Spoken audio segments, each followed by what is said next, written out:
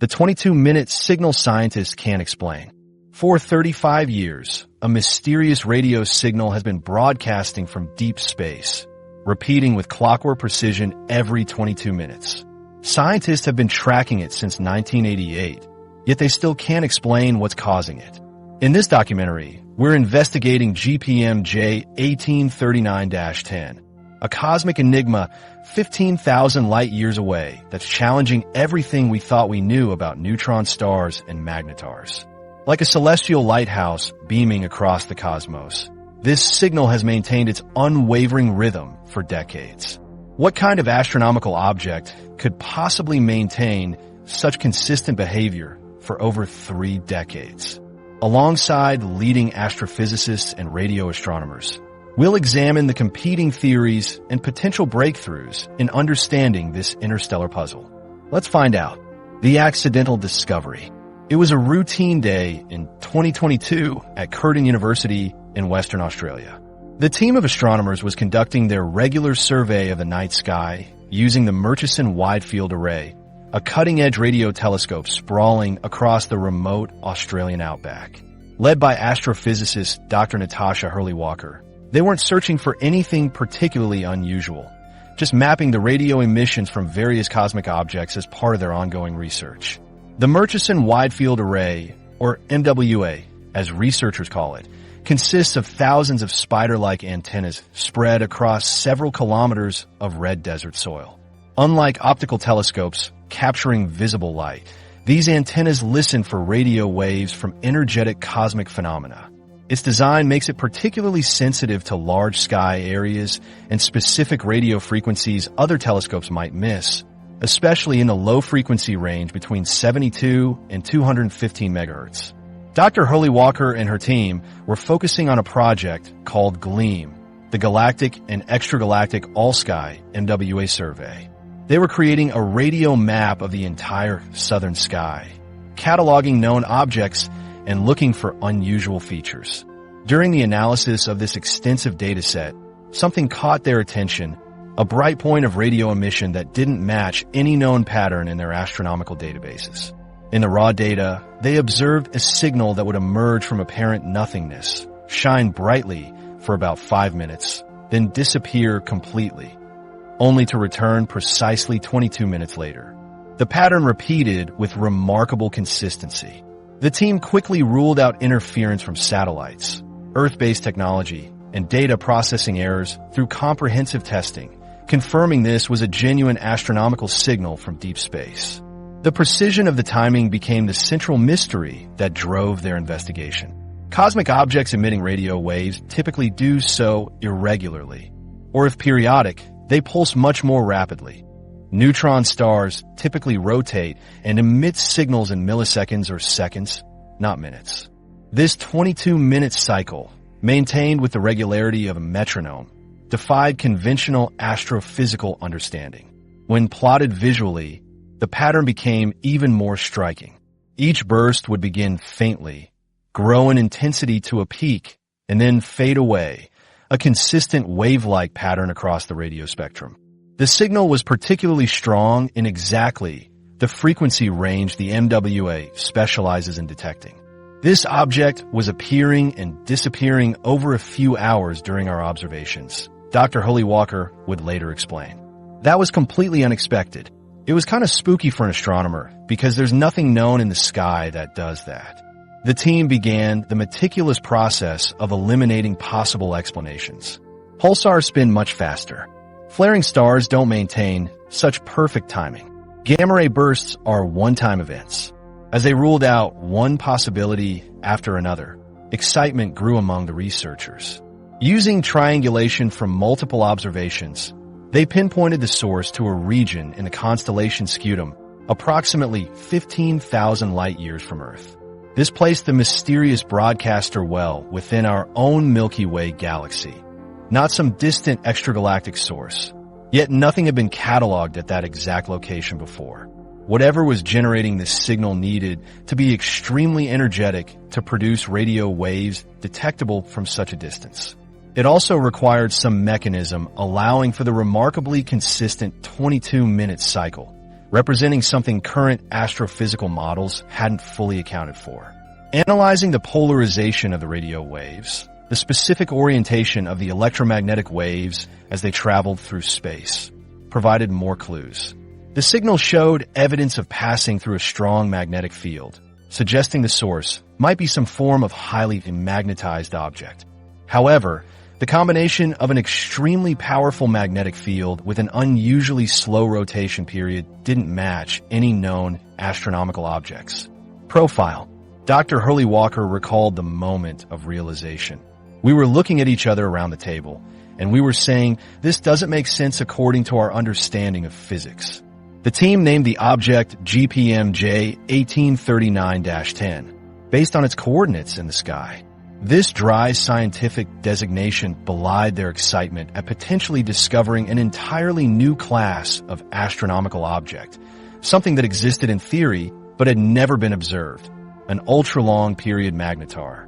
Magnetars are rare neutron stars with magnetic fields trillions of times stronger than Earth's, already considered among the most extreme objects in the universe. But all previously observed magnetars rotate much more quickly than the 22-minute period they were seeing with GPM-J 1839-10. If this was indeed a magnetar, it challenged established rules of what astronomers thought possible. To validate their findings, the team monitored the signal over time. Every 22 minutes, almost to the second, the radio burst would repeat. Day after day, the pattern held, confirming this wasn't a temporary phenomenon and exciting the astronomical community with a discovery that challenged established models. The object's previous evasion of detection was partially explained by the MWA's unique capabilities to scan large sky portions at low radio frequencies, making it well-suited to catch this slow, rhythmic emission. Previous surveys might have missed the signal by observing at different frequencies or not watching long enough to notice the 22-minute pattern. An even more exciting possibility emerged. What if GPMJ 1839-10 wasn't alone? What if space contained numerous similar long-period radio sources that had gone undetected because astronomers weren't looking for them? If this object represented a broader population, it could prompt a significant reassessment of our understanding of neutron star evolution and behavior. Hidden in plain sight. In 1988, the Very Large Array in New Mexico was collecting radio data as part of a systematic sky survey. Among the thousands of observations recorded that year was a peculiar signal from a distant source in the Scutum constellation. The astronomers who initially processed this data had no reason to flag it as unusual. After all, they weren't looking for slowly repeating patterns spanning many minutes. So the signal was cataloged and stored, one of countless cosmic emissions captured during routine astronomical work. This signal would remain unnoticed in archived data for over 3 decades. After the Australian team's 2022 discovery of GPMJ 1839-10, one of their first questions was whether this strange object had been detected before. If this source has been around for decades, surely someone would have seen it, reasoned Dr. Hurley Walker and her colleagues. This question launched a methodical search through astronomical archives around the world, a digital archaeology project spanning multiple observatories and decades of observations. The team began examining historical data from major radio telescopes that had observed that particular patch of sky, including the Giant Meter Wave Radio Telescope in India and the Very Large Array in New Mexico. The archives contained petabytes of information recorded in different formats, resolutions, and observational parameters, making the search exceptionally challenging. The astronomers had to develop specialized algorithms to identify patterns matching the 22-minute periodicity across datasets that weren't designed to capture such slow oscillations. Normal pulsar search algorithms look for periodic signals with periods from milliseconds to seconds, not many minutes. Finding transient signals in archival data is extremely challenging, explained one of the researchers involved. Most radio astronomy observations are designed to average out signals over time, which works well for persistent sources but can completely erase evidence of objects that turn on and off. Different telescopes record data with varying sensitivity, frequency coverage, and time resolution. Data formats had changed multiple times over the decades. Some archives were well documented, while others required extensive work to understand how observations were made. Radio astronomy is also plagued by interference from Earth-based sources that might be mistaken for astronomical phenomena. After months of searching, the breakthrough came when researchers identified a matching signal pattern in observations from 1988. The Very Large Array had captured unmistakable evidence of the same object, pulsing with the identical 22-minute periodicity. This was GPM-J 1839-10 itself, broadcasting its mysterious signal long before anyone noticed its existence. As they expanded their search, the same distinctive pattern appeared in data from the 1990s and early 2000s from multiple observatories. Each detection confirmed an astounding revelation.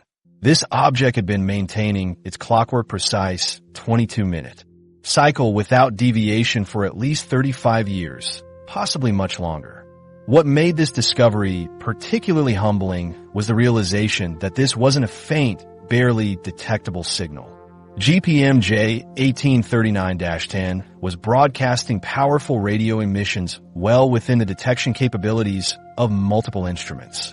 It's like discovering there's been a lighthouse with a unique flashing pattern operating just offshore for decades. But nobody noticed it because they weren't looking in that direction for that amount of time, one astronomer commented.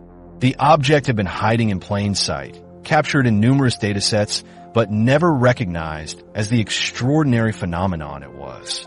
Several factors explain why GPM-J 1839-10 evaded detection for so long. Most radio astronomy observations are relatively brief, lasting minutes or hours, not the many hours needed to notice a pattern repeating every 22 minutes. Astronomical software typically isn't designed to look for such slow periodicities.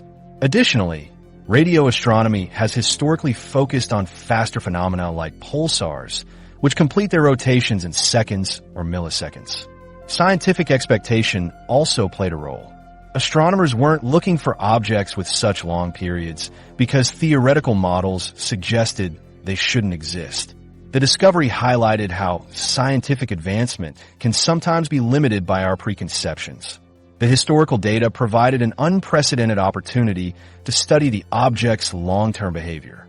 Over 35 years, GPM-J 1839-10 had maintained its 22-minute cycle with remarkable consistency, eliminating many potential explanations involving unstable systems.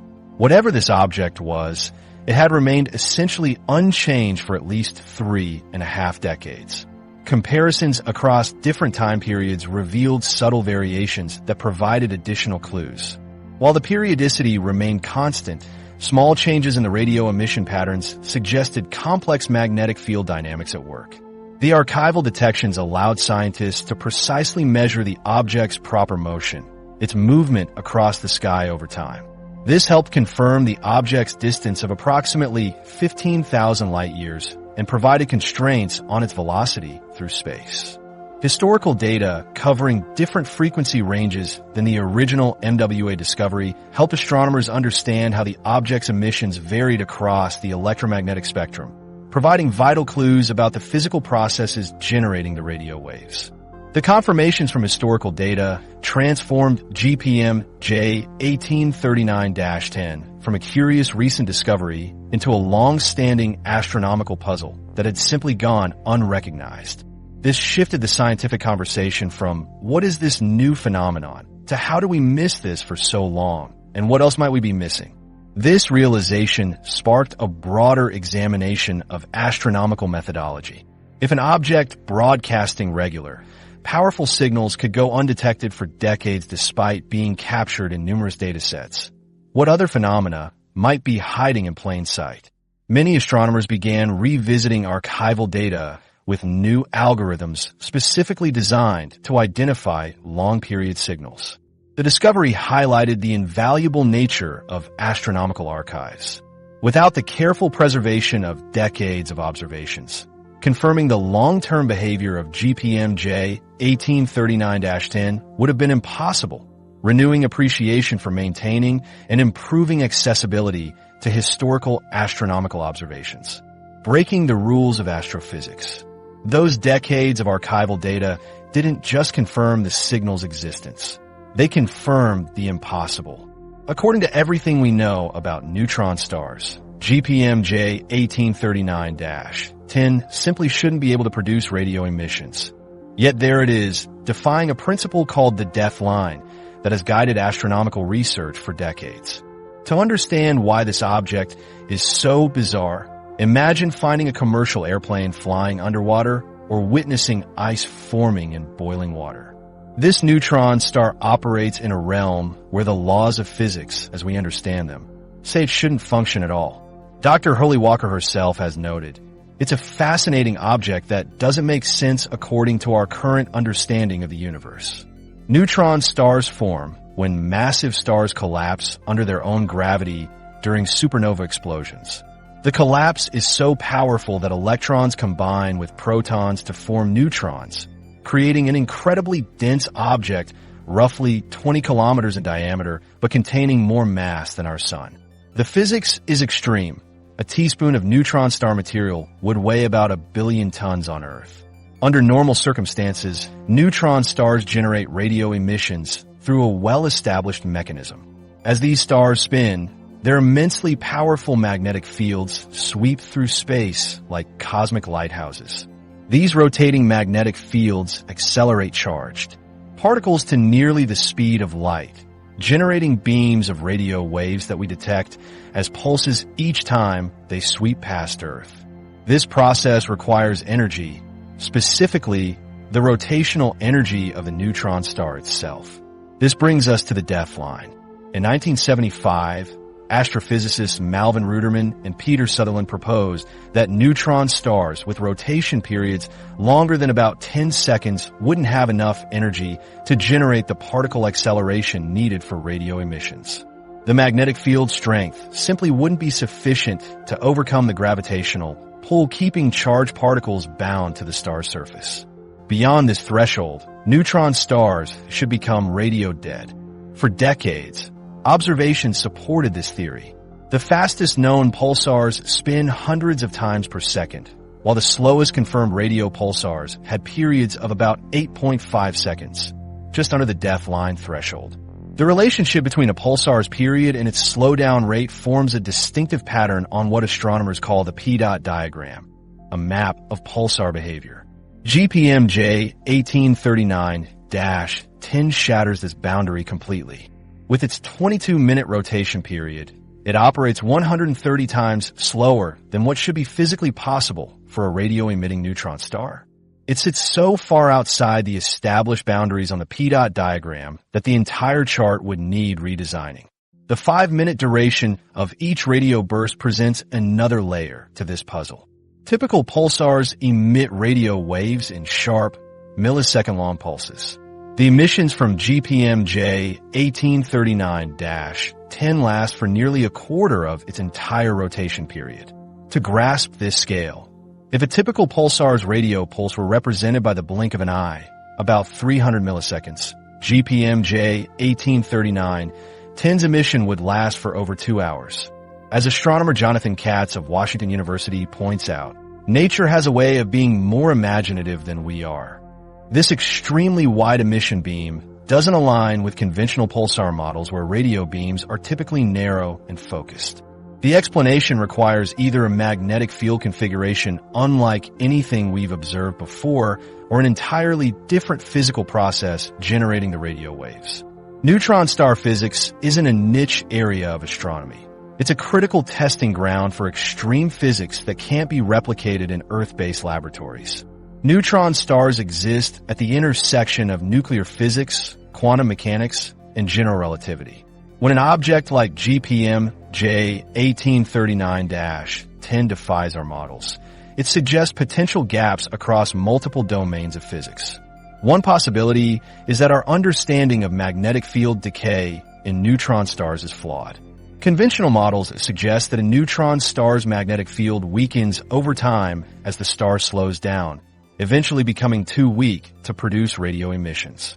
GPMJ 1839-10 implies that either magnetic fields can remain extraordinarily powerful despite extremely slow rotation, or that the relationship between magnetic fields and radio emission is more complex than previously thought. Another possibility involves the magnetosphere, the region dominated by the neutron star's magnetic field. In typical pulsars, this magnetosphere rotates with the star like a rigid body, but at extremely slow rotation rates. This coupling might break down, creating novel conditions for particle acceleration and radio emission that current models don't account for. Throughout astronomical history, anomalous objects have often led to the discovery of entirely new phenomena. Quasars, gamma-ray bursts, and fast radio bursts were all initially mysterious signals that eventually expanded our understanding of the universe. GPM-J 1839-10 may represent another pivotal moment in this tradition. What's significant is that this object has maintained its behavior consistently for at least 35 years. This isn't a transient phenomenon. It's a persistent cosmic anomaly demanding explanation. The long-term stability suggests we're observing an intrinsic property rather than some rare, temporary state. Astrophysicists are now pursuing several approaches, developing extensions to pulsar emission theory that could accommodate ultra-long periods, investigating whether this object represents a transitional state between different neutron star types, and questioning fundamental assumptions about rotation and radio wave generation. The quest to understand GPM-J 1839-10 has sparked renewed interest in searching for other ultra-slow rotators that might have been overlooked in our cosmic neighborhood. The Magnetar Hypothesis. The search for answers has led astronomers to consider one of the universe's most violent and exotic phenomena as a potential culprit behind GPM-J 1839-10. Among the hypotheses gaining traction is that this puzzling object may be a magnetar, one that challenges our understanding of these already extreme cosmic entities. Magnetars represent nature at its most intense. When massive, stars exhaust their nuclear fuel and collapse. The resulting supernova can create a neutron star. But in rare circumstances, perhaps only 1 in 10 supernova events, the neutron star is born with a magnetic field of extraordinary strength. These are magnetars, the most magnetically powerful objects known in the universe. The magnetic fields these objects generate are almost incomprehensible, measuring around 10 to the power of 11 Teslas, 100 trillion times stronger than Earth's magnetic field. At such intensities, the laws of physics begin to warp. Quantum effects become dominant forces, and the very structure of atoms becomes distorted. These extreme magnetic conditions create environments where particles behave in ways impossible elsewhere. The strong fields tear electrons from atoms and accelerate them to near light speed. When these particles interact with a magnetic field, they generate powerful electromagnetic radiation across multiple wavelengths, explaining magnetars' occasional violent outbursts that release more energy in a fraction of a second than our sun produces in thousands of years. This raw cosmic power, while astonishing in its own right, provides astronomers with a tantalizing possibility for explaining the baffling behavior of GPM-J 1839-10. The object's radio bursts and ultra-slow rotation have defied conventional explanations, leaving researchers wondering if they're witnessing an entirely new phase of magnetar evolution. Dr. Victoria Caspi, an astrophysicist specializing in magnetars at McGill University, explains the bizarre physics at play. The magnetic fields around magnetars are so intense that quantum effects become important. Photons can spontaneously split into pairs, and the vacuum itself becomes birefringent, affecting how light propagates through space. The Magnetar Hypothesis gained credibility when astronomers identified similarities between GPM-J 1839-10's emissions and those of known magnetars. Both exhibit strong polarization patterns in their radio signals, a telltale signature of magnetic field involvement. Additionally, the temperature profile derived from observations aligns more closely with magnetar models than with typical neutron stars. But significant puzzles remain. Known magnetars typically rotate much faster than GPM-J 1839-10's leisurely 22-minute cycle. The slowest previously confirmed magnetar, 1E1613, completes a rotation in about 6.7 hours. But crucially, it doesn't emit radio waves like GPM-J 1839-10. This creates a classification conundrum. The object behaves like a magnetar in some ways, but defies categorization in others. Dr. Hollywalker's team proposed how a magnetar might maintain radio emissions despite such slow rotation. Their model suggests that as a magnetar ages, its rotation gradually slows while its magnetic field decays. Under specific conditions, this combination could create a temporary phase where ultra-slow rotation coexists with radio emission capabilities, precisely what we observe with GPM-J 1839-10. The 5-minute duration of each radio burst may be key to unlocking this mystery. In conventional pulsars, radio emissions occur in brief pulses when charged particles accelerate along magnetic field lines. But in the proposed ultra-long period magnetar model, the emission mechanism works differently. The extended burst might represent the time when a specific region of the magnetar's magnetosphere crosses our line of sight. Theoretical physicist Dr. Emma Barrington from Cambridge University explains, "What's particularly interesting about these 5-minute emissions is that they maintain coherence for an extended period. This suggests organized magnetic structures that can sustain stable particle acceleration over timescales we didn't think possible with slowly rotating objects. This stability points to another peculiar aspect of the Magnetar hypothesis, the object's remarkable consistency over decades.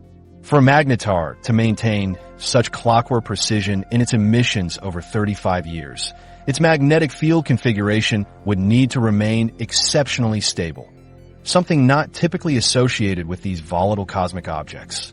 Most known magnetars display erratic behavior, including sudden outbursts and glitches in their rotation rates. Yet, GPM-J 1839-10 appears to defy this pattern, maintaining metronomic precision in its 22-minute cycle. This unexpected stability suggests we may be observing a previously unknown evolutionary phase of magnetars, perhaps a late-stage configuration where the magnetic field has settled into a more stable geometry. Recent theoretical work by astrophysicist Dr. Konstantin Volkov suggests the magnetic field of an aged magnetar might develop stable fossil configurations, where certain magnetic structures become locked into the star's crust. These structures could persist for extremely long periods while still generating coherent radio emissions through steady particle acceleration processes. The Magnetar Hypothesis also addresses GPM-J 1839-10's apparent isolation.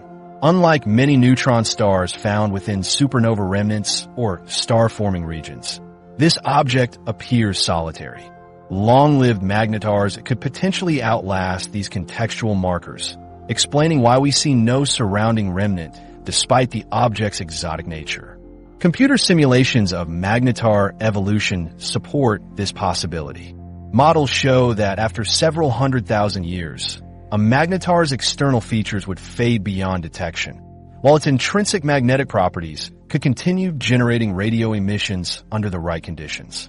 Perhaps the most compelling argument for the Magnetar hypothesis comes from energy considerations. The consistent, powerful radio emissions from GPM-J 1839-10 require a substantial energy source. A magnetar's enormous magnetic field stores energy that could power such emissions for extended periods, even with ultra-slow rotation. Dr. Jason Hessels of the Netherlands Institute for Radio Astronomy notes, the magnetic field of a magnetar contains enough energy to power these emissions for millions of years, even as the star's rotation slows to extremes we previously thought impossible for radio-emitting objects. Yet skeptics point to significant problems with a magnetar explanation.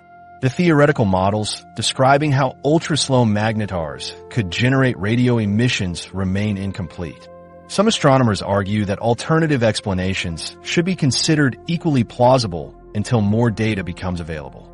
If GPM-J 1839-10 is indeed a magnetar, it would represent an entirely new subclass, ultra-long period radio magnetars. This discovery would force revisions to our understanding of stellar evolution, magnetic The multi-telescope investigation. The global astronomical network mobilized to study GPM J1839-10 represents one of the most coordinated observation campaigns in recent years.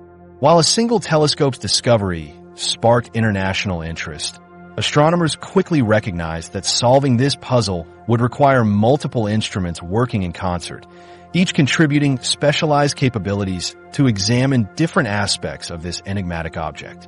This coordinated effort spans continents, with observatories worldwide combining their unique strengths to form a comprehensive picture, similar to how different medical specialists might collaborate to diagnose a complex condition.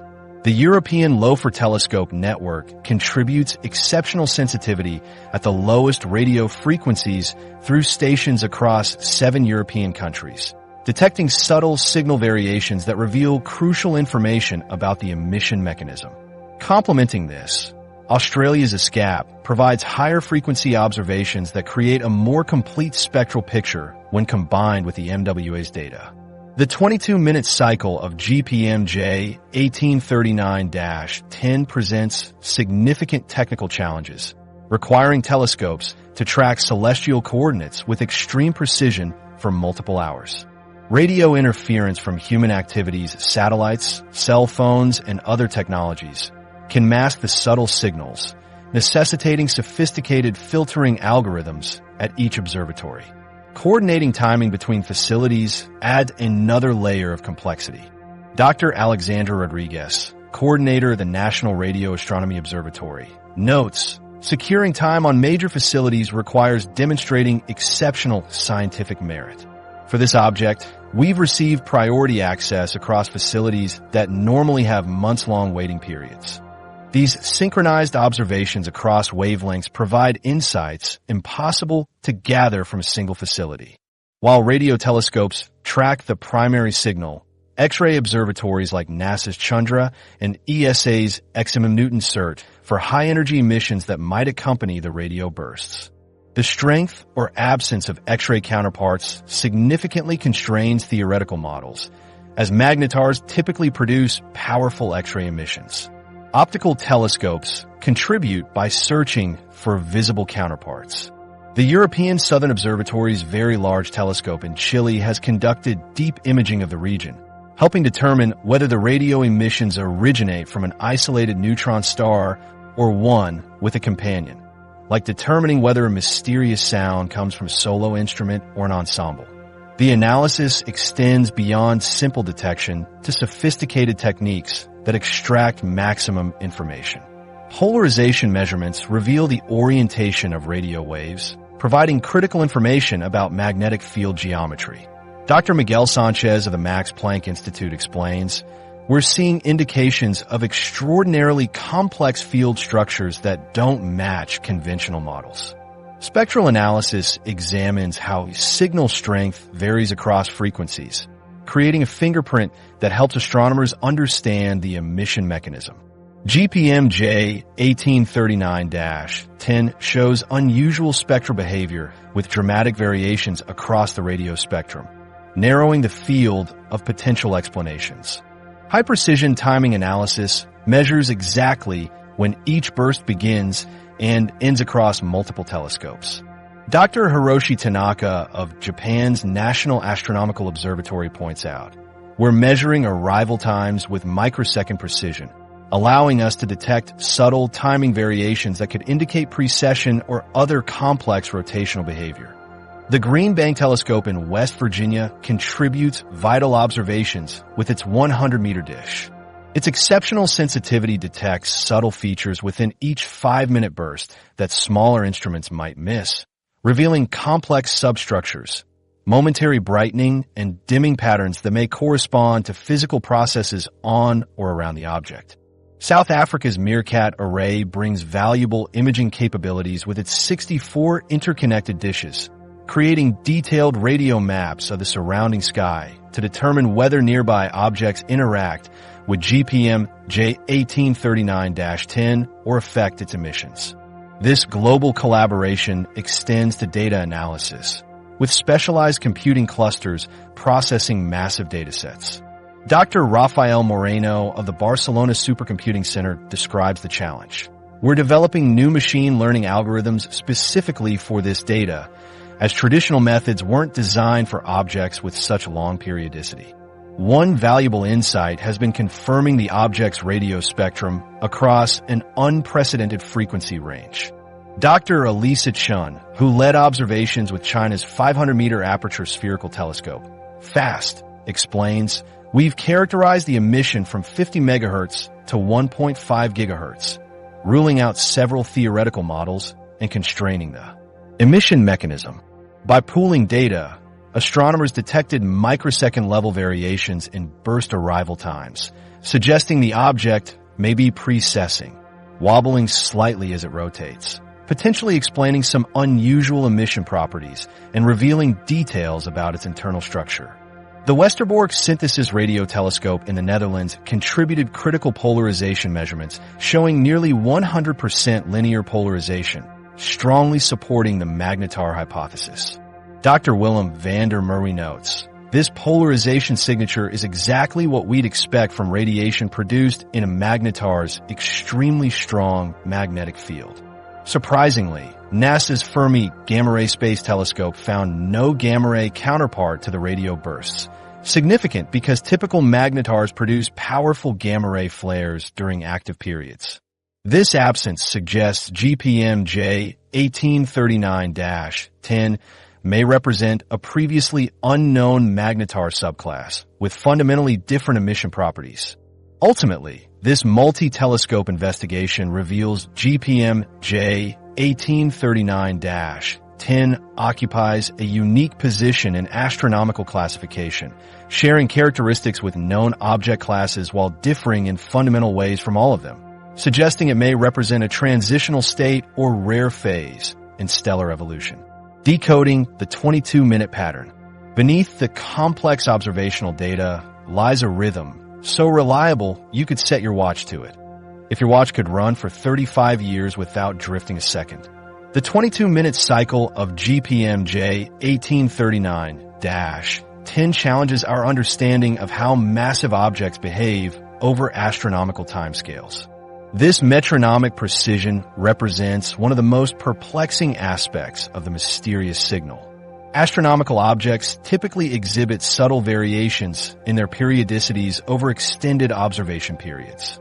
Stars wobble, orbital periods fluctuate due to gravitational interactions, and rotation rates of neutron stars gradually slow down as they radiate energy into space.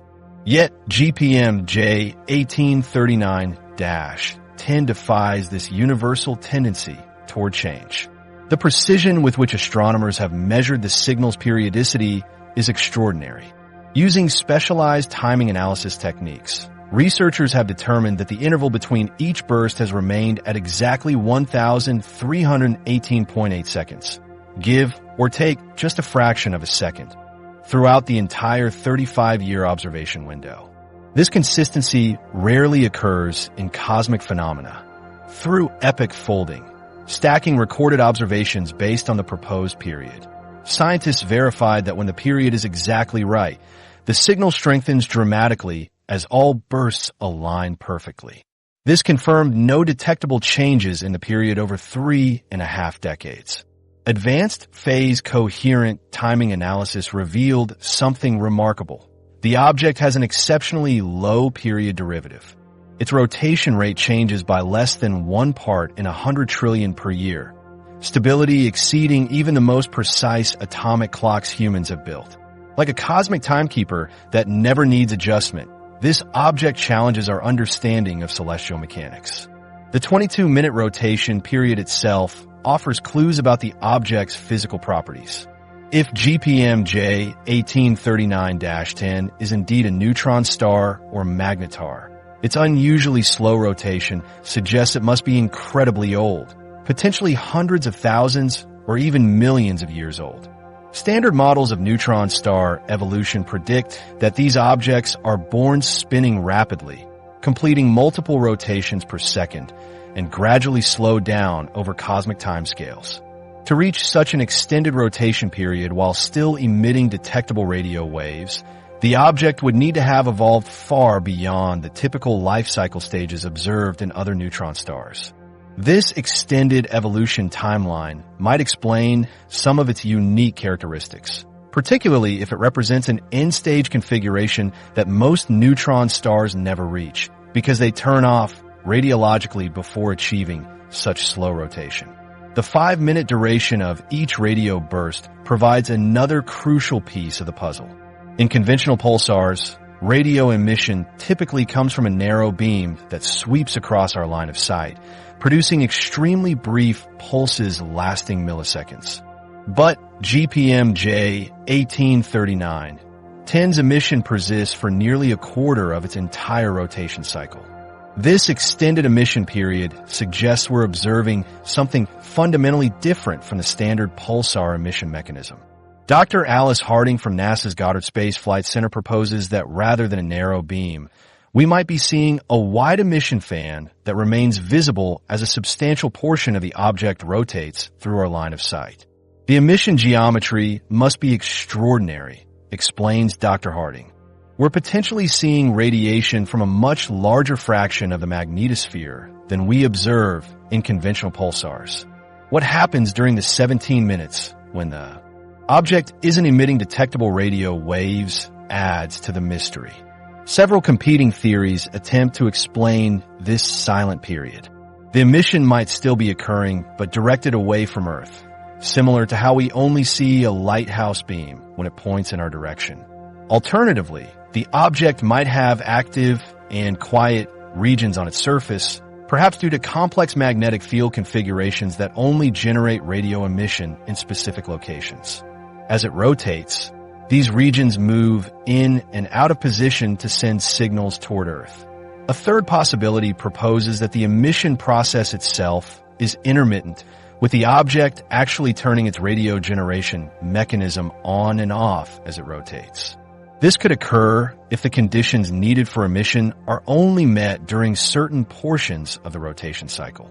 Professor Joanna Rankin, an expert in pulsar emission mechanisms at the University of Vermont, notes that the off-state tells us as much as the on-state.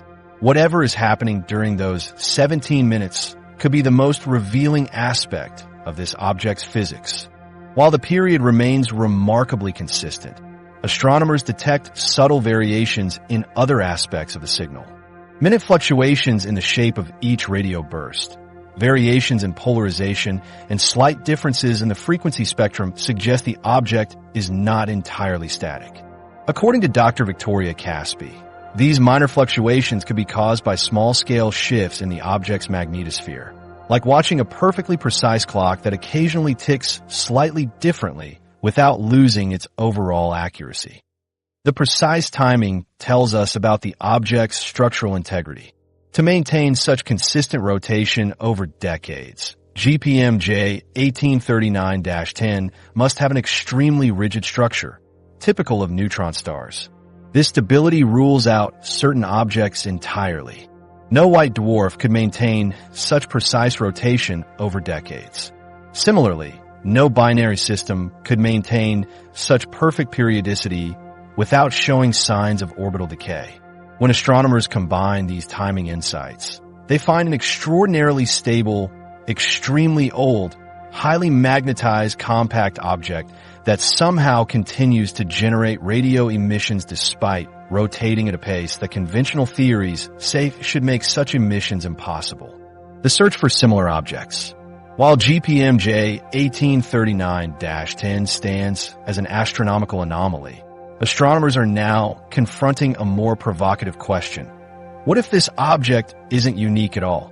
What if our galaxy harbors hundreds or even thousands of these mysterious, impossible objects that our detection methods have simply missed until now? The hunt for similar objects has already yielded promising results. In January 2022, just months before GPM-J 1839-10 made headlines, astronomers discovered another ultra-long period radio source designated GleamX J 1627-41. This object shares key characteristics with GPM-J 1839-10, though with striking differences. GPM-J 1839-10 completes one rotation every 22 minutes. Radio emissions last about 5 minutes per cycle. Estimated age, hundreds of thousands to millions of years. Gleam XJ 1627-41 completes one rotation every 18 minutes. Radio emissions last only 30 to 60 seconds per cycle. Estimated age, several tens of thousands of years. Finding a second object in this class so quickly after identifying the first suggests these aren't isolated cases, notes Dr. Manisha Caleb of the University of Sydney. It's more likely they represent the first examples of an entirely new population that has gone unnoticed because of how our search methods are designed. The traditional methods for finding pulsars rely on algorithms tailored to detect rapidly repeating signals. These algorithms excel at identifying objects that complete rotations in milliseconds or seconds, but systematically overlook anything operating on timescales of minutes or hours. It's akin to searching for a specific bird species by listening only for songs in a particular frequency range. Anything singing outside that range remains invisible to your study. Our detection algorithms have essentially had a blind spot, explains Dr. Benjamin Stappers from the University of Manchester. They're optimized for finding signals that repeat many times during an observation, but these ultra-long period sources might only pulse once or twice in a typical observing session. This limitation explains why objects like GPMJ 1839-10 remained hidden despite their powerful radio emissions. Most observation sessions last between 30 minutes and a few hours, meaning an object with a 22-minute cycle might only show itself once or twice. Not enough repetitions for traditional algorithms to recognize a pattern. Astronomers are now rewriting their detection software with these longer timescales in mind. New algorithms incorporate machine learning techniques that can identify potential patterns even with just a few repetitions. We're essentially mining our own backyard with new tools, says Dr. Yvette Sins of the Harvard-Smithsonian Center for Astrophysics. Data that we've already collected likely contains dozens or even hundreds of these objects hiding in plain sight. The field's revolution extends beyond software changes. New observation strategies now include much longer monitoring periods for regions of interest. Rather than the typical hour-long sessions, astronomers are conducting marathon observations spanning 24 to 48 hours, dramatically increasing the chances of capturing multiple cycles from ultra-long period sources. Dr. Cherry Ng of the University of Toronto describes this methodological shift as a recalibration of our astronomical intuition, adding that we have become so accustomed to thinking in terms of milliseconds to seconds that we inadvertently developed a form of timescale bias in our search strategies. The international astronomical community has mobilized resources to accelerate this search. A consortium including facilities in Australia, South Africa, China, Europe, and North America is conducting coordinated wide-field surveys specifically targeting these elusive objects. These surveys face substantial challenges. Ultra-long period sources emit signals at relatively low radio frequencies, which are particularly susceptible to interference from Earth-based technologies. The galactic plane itself presents complications. The galactic plane is like trying to spot a particular tree in a dense forest, explains Dr. Laura Spittler of the Max Planck Institute. It's crowded with stars, gas clouds, and other radio sources that can mask or mimic the signals we're looking for. Despite these challenges, early results are promising. In just the first 6 months of dedicated searching, astronomers have identified 7 candidate objects that share characteristics with GPM J 1839-10 and Gleam XJ 1627-41. While confirmation requires additional observations, the detection rate suggests these objects are far more common than initially believed. Dr. Hurley Walker, who led the discovery of GPM J 1839-10, has revised her earlier assessments. At first, we thought we'd found something extraordinarily rare. Now, it appears we've simply found the first examples of what might be a substantial population of objects operating on timescales we weren't equipped to detect. Statistical projections based on the current discovery rate suggest the Milky Way might host between 300 and 900 ultra-long period radio sources. This estimate remains preliminary, but even at the lower end, it would represent a significant new class of astronomical objects. What makes this potential population particularly intriguing is how it might relate to the broader neutron star life cycle. Dr. Jason Hessels of the Netherlands Institute for Radio Astronomy proposes that these objects might represent a previously unknown late evolutionary stage of magnetars or a completely different branch in neutron star evolution. This possibility has profound implications for models of stellar evolution. The upcoming Square Kilometre Array, SKA, scheduled to begin operations later this decade, will revolutionize these searches. With sensitivity far exceeding current instruments, the SKA will detect fainter signals from greater distances, potentially revealing ultra-long period sources throughout our galaxy and possibly in neighboring galaxies as well. Connection to fast radio bursts. The revolutionary capabilities of the SKA won't just expand our census of ultra-long period emitters. They might help solve an entirely different cosmic mystery. Astronomers have begun noticing striking similarities between the mechanisms powering GPM-J 1839-10 and those potentially behind fast radio bursts, millisecond-long flashes of radio light that appear randomly across the sky. Fast radio bursts represent one of the most perplexing phenomena in modern astronomy. First detected in 2007 by the Parkes Radio Telescope in Australia, these incredibly powerful bursts of radio energy last mere milliseconds, thousands of times shorter than GPM-J 1839-10's 5-minute emissions. Despite their brevity, they release energy equivalent to what the sun produces in an entire day. What makes FRBs particularly mysterious is their extragalactic origin. While GPM-J 1839-10 resides within our galaxy, FRBs come from distances of millions or even billions of light years away. Their immense power, coupled with their cosmic origins, has puzzled scientists since their discovery. Fast radio bursts represent one of the most significant unsolved problems in high-energy astrophysics, explains Dr. Emily Petroff, a leading FRB researcher at the University of Amsterdam.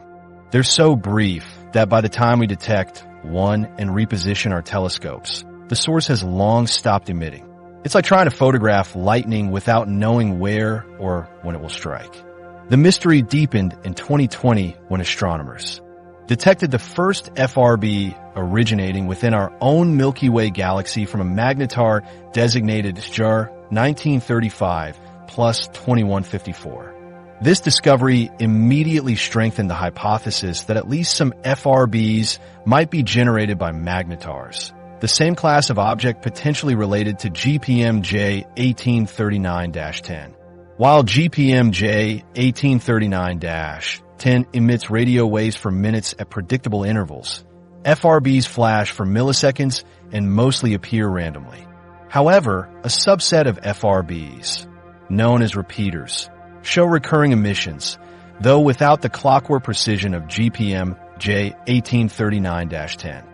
Professor Jason Hessels of the Netherlands Institute for Radio Astronomy notes the potential connection. When we look at the emission mechanisms that might power GPM-J 1839-10, we see intriguing parallels with theoretical models for FRBs. Both phenomena likely involve extremely strong magnetic fields interacting with charged particles. The energy signatures reveal compelling similarities. The polarization patterns observed in both phenomena suggest they're generated in environments dominated by powerful magnetic fields. The high degree of linear polarization points to similar magnetic processes at work. What's particularly exciting, explains Dr. Shami Chatterjee of Cornell University, is that the emission from GPM-J 1839-10 might represent a lower energy, longer duration version of the same fundamental process that creates FRBs. If we can understand one, we might finally crack the code on the other. Several theoretical models could potentially link the two phenomena. One compelling idea involves magnetic reconnection, a process where magnetic field lines break and reconnect, releasing enormous amounts of energy. On a magnetar, this energy release would be 1 trillion times more powerful than solar flares. In this scenario, GPM-J 1839-10 might experience regular, relatively gentle magnetic reconnection events. FRBs could represent catastrophic versions of the same process. Massive magnetic reconnection events releasing energy in violent, millisecond-long bursts. Dr. Bing Zhang, a theoretical astrophysicist specializing in FRBs, offers another perspective. These ultra-long period objects might represent an evolutionary endpoint for magnetars, where the magnetic field has settled into a more stable configuration. FRB-producing magnetars could be younger systems with more dynamic, unstable magnetic fields. The evidence contradicting a connection is also substantial. The energy scales differ by orders of magnitude. FRBs pack vastly more power into a millisecond than GPM-J 1839-10 distributes over minutes. Additionally, the precise periodicity of GPM-J 1839-10 contrasts with even repeating FRBs, which show irregular timing patterns. We should be cautious about drawing too direct a connection, warns Dr. Sarah Burke-Spoler of West Virginia University. While both phenomena likely involve neutron stars with strong magnetic fields, the specific mechanisms might be quite different. What makes this potential connection valuable is the opportunity to study GPM-J 1839-10 in unprecedented detail. As Dr. Petrov explains, it's the difference between studying lightning that strikes randomly around the world versus having a lightning research facility in your backyard that produces strikes exactly every 22 minutes. With GPM-J 1839-10, we can systematically test theories in ways we simply cannot do with most FRBs. The astronomical community has begun reconfiguring observation strategies to leverage this connection.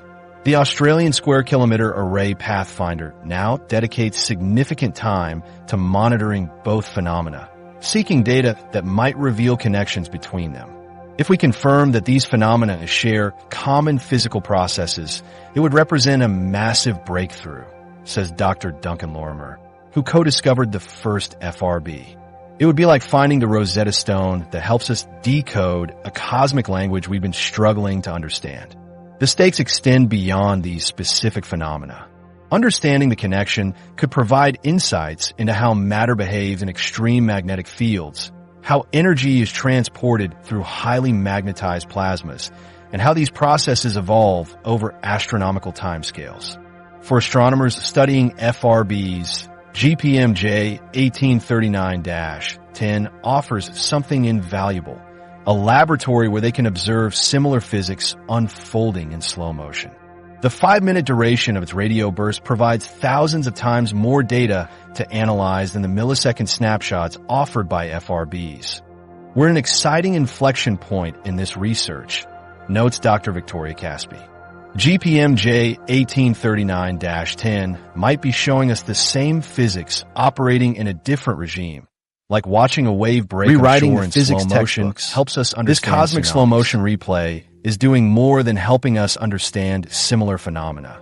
It's exposing foundational flaws in our most established theories. For decades, physicists have mapped the life cycles of massive stars with confident precision.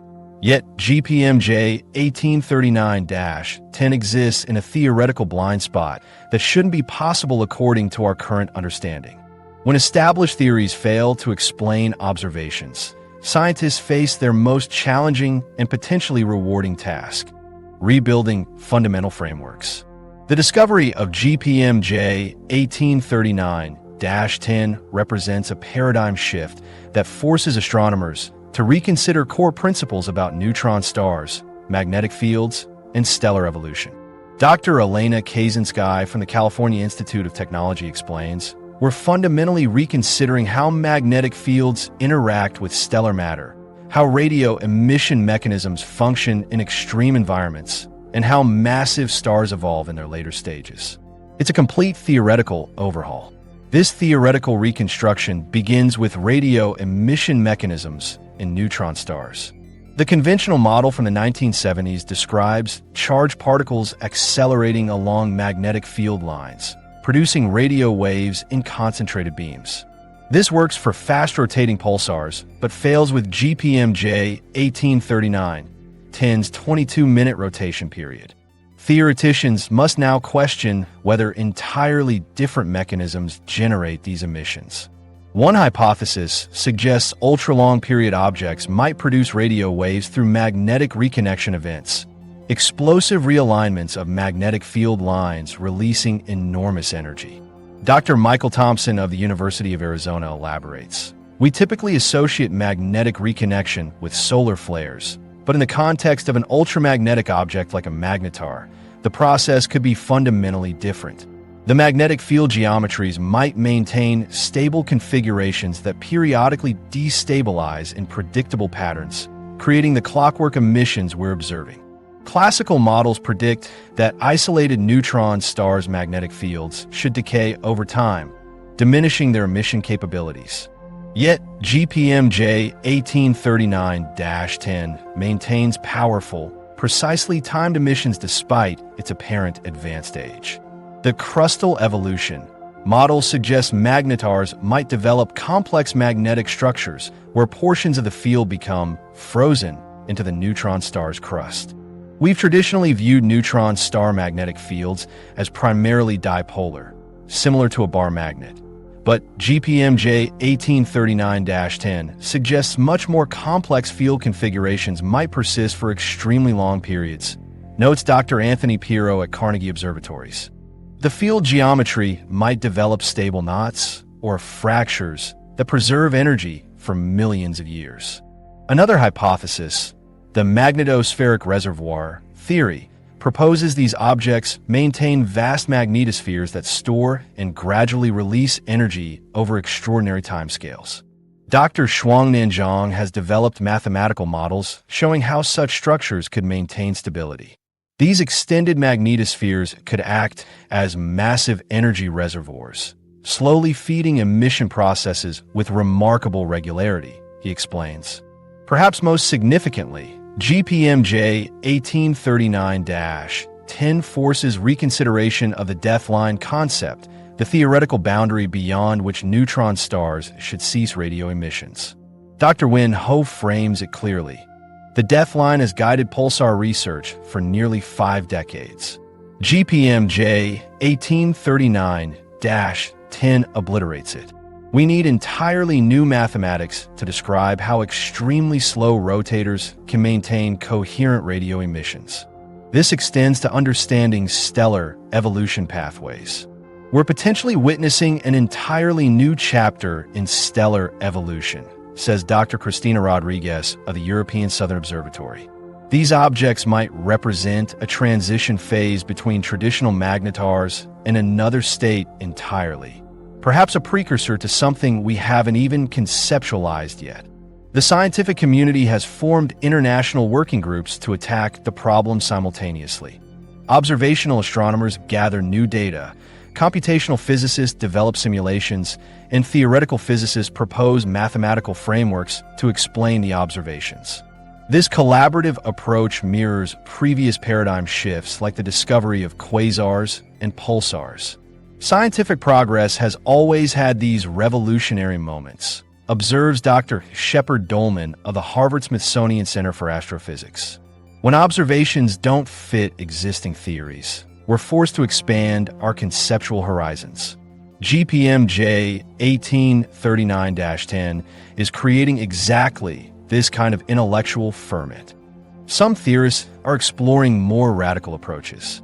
Dr. Luciano Rezzala's team is investigating whether new forms of exotic matter within neutron stars could explain these unusual properties. We might need to consider that. The internal structure of these objects includes phases of matter we haven't fully understood, suggests Dr. Rezzala.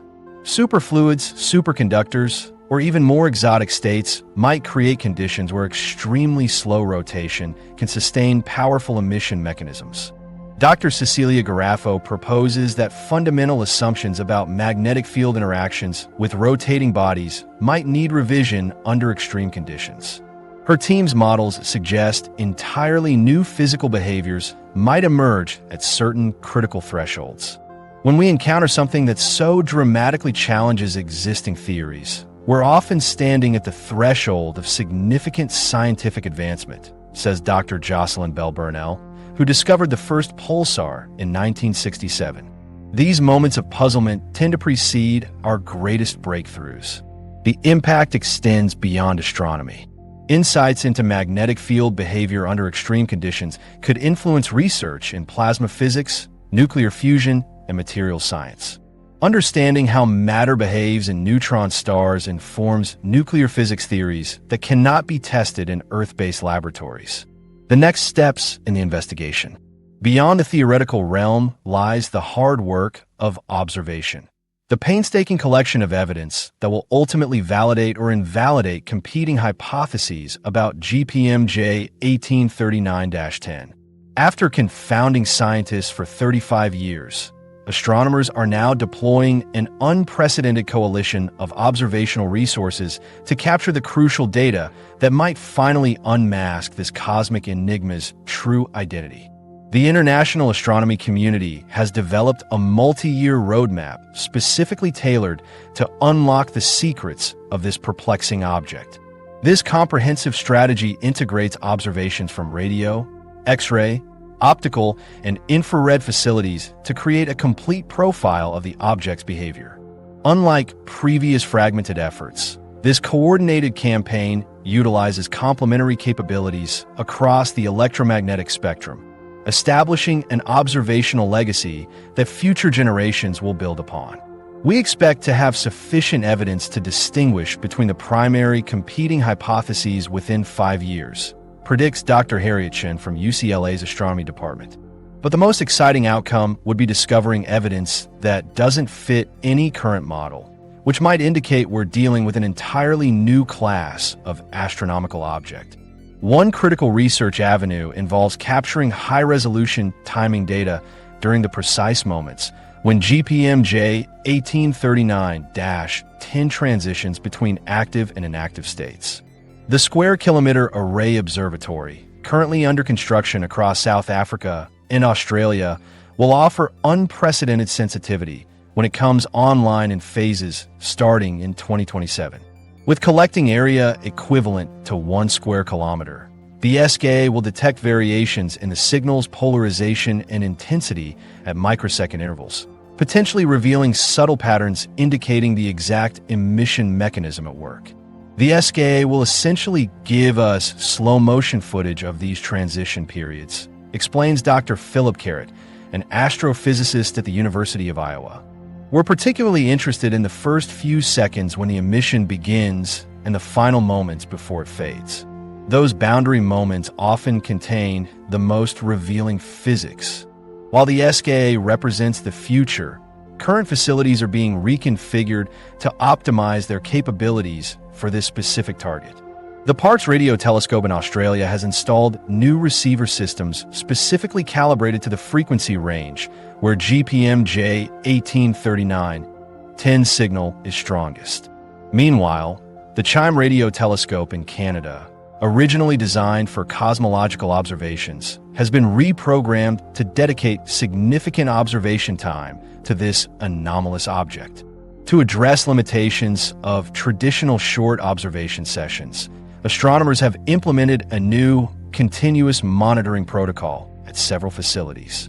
We're now conducting what we call persistence campaigns at Green Bank Observatory, notes Dr. Karen O'Neill, the facilities director. We've allocated week-long continuous monitoring periods for GPMJ 1839-10. This captures at least 450 complete rotational cycles in a single observation block, dramatically improving our ability to detect subtle periodicities or rare events. The most ambitious technical challenge involves simultaneously observing GPMJ 1839-10 across multiple wavelengths. This requires extraordinary coordination between ground-based observatories and space telescopes like NASA's IXB, Imaging X-ray Polarimetry Explorer, and a neutron star interior composition explorer, NICER, mounted on the International Space Station. We're essentially creating a virtual observatory that spans from Earth's surface to low Earth orbit, all focused on a single point in space, explains Dr. Marcus Harlander from Max Planck Institute. Technological innovations specifically developed for this investigation could accelerate breakthroughs. A new generation of wideband receivers capable of simultaneously monitoring emissions across thousands of frequency channels is being installed at major observatories worldwide. These systems capture broader spectral information, revealing subtle signatures in the emission pattern that would otherwise remain hidden. For example, the updated receivers at Parkes Observatory can now detect frequency variations as small as 100 Hz across a 4 GHz bandwidth, providing unprecedented detail about the object's emission characteristics. Artificial intelligence tools are being customized to analyze the massive datasets generated by these observations. We're implementing machine learning algorithms originally developed for particle physics at CERN, explains Dr. Karim Ozturk from Carnegie Mellon University. These tools identify patterns in extremely high-dimensional data, exactly the kind generated by multi-telescope observations. The AI system recently identified previously undetected periodicity patterns in archived data from 2009, demonstrating its capability to extract new insights from existing observations. Among the most promising approaches is spectral analysis during the transition between active and quiescent phases.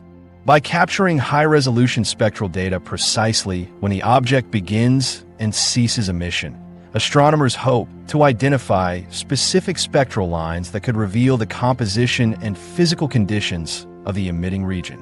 Another critical investigation focuses on detecting potential companions. Some theories suggest GPMJ 1839-10 might be part of a binary system, with interactions between the two objects influencing the emission pattern.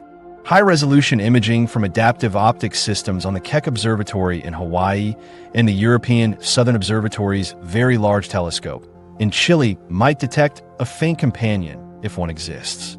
The timeline for these investigations spans the next decade, with several milestone moments anticipated.